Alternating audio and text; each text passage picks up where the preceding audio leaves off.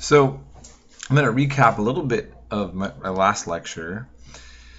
Essentially, what we want to keep in mind is that Christianity, though once persecuted by the Roman Empire, ends up becoming tolerated and then considered the only religion allowed to be in the Roman Empire. And pagan religions, others are suppressed violently. And then we have the Eastern and Western churches split.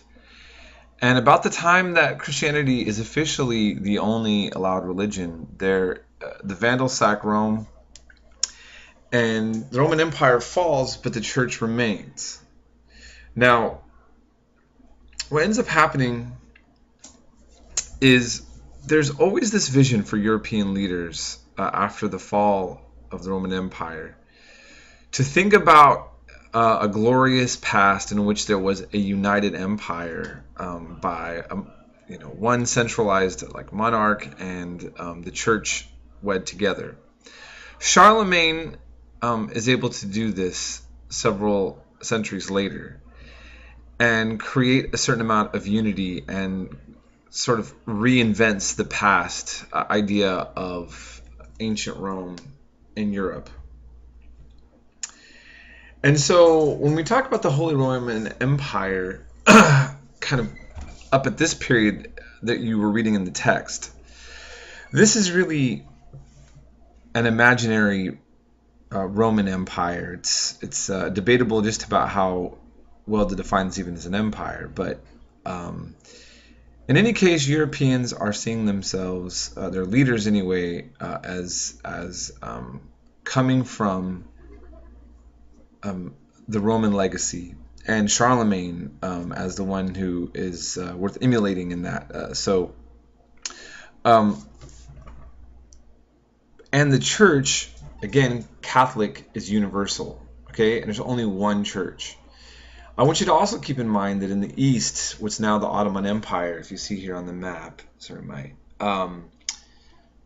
the Eastern Church calls itself the Roman Church still. And the Muslims that are dominating them refer to them as Rumi, or Roman.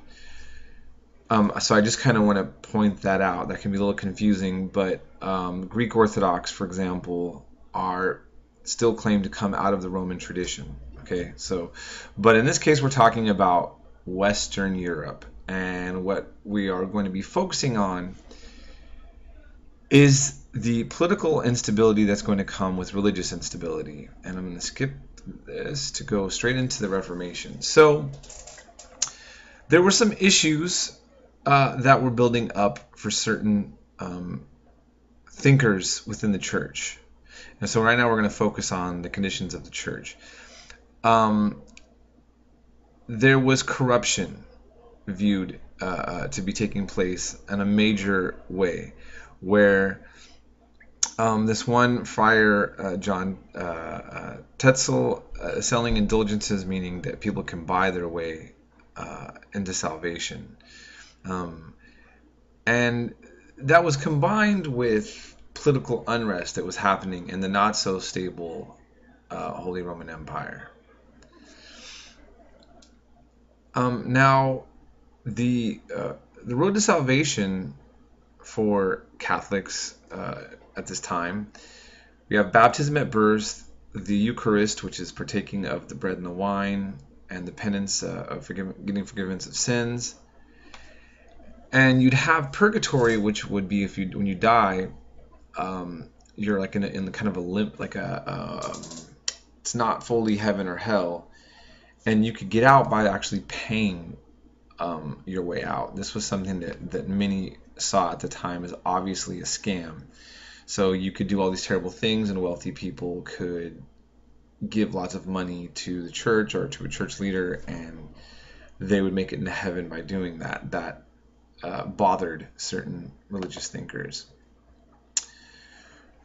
Even before the time period we talked about, there were individuals and groups that thought about doing Christianity different than what was taking place in the Catholic Church.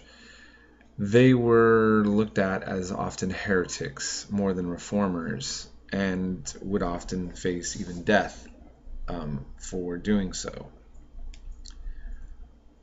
Martin Luther is one of the more significant ones that we're going to discuss here. If you look at the statue, his very austere face. um, but he was a Catholic German monk. Okay, so he was Catholic. He wasn't, and he was of Augustinian order. That'd be significant to those who know Catholicism well. But he was high up in the church, is the point. But he really sees there to be a lot of corruption that bothers him in the church.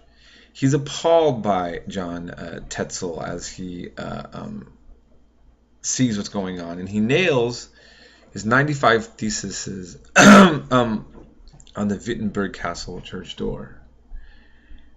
And so he doesn't appear to be so much trying to break away as much as he's trying to address what he thinks is a problem going on in the church.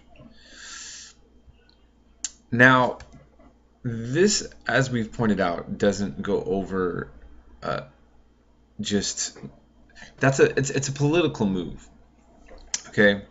And he had to face a trial, and during the trial, he's famous at the Diet of Worms, a council here in this one location.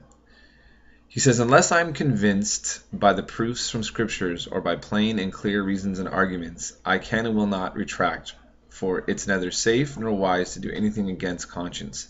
Here I stand, I do no other. God help me, amen. So this is, he makes his case, if you see the picture here, before the leader, for the ruler and church authorities, so the political authority and church authorities. Now, a lot of Protestants see this as a very heroic act, and you have the Lutheran Church, right? So you're going to have, he's going to break away, and you're going to have Christians to this day who are considered Lutherans. Now, he says, unless I am convinced by proofs from scriptures. I don't want it to be misleading. The canonization of the Bible was still quite ambiguous. And he even questioned if certain books of the Bible were actually inspired of God, and he removed certain ones that were held by the church. But even the book of Revelation he was skeptical of.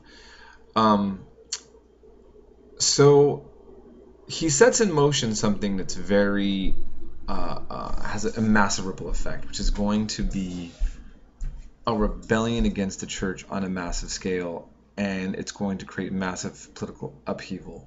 So we're going to revisit this also and continue talking about this further in the next lecture.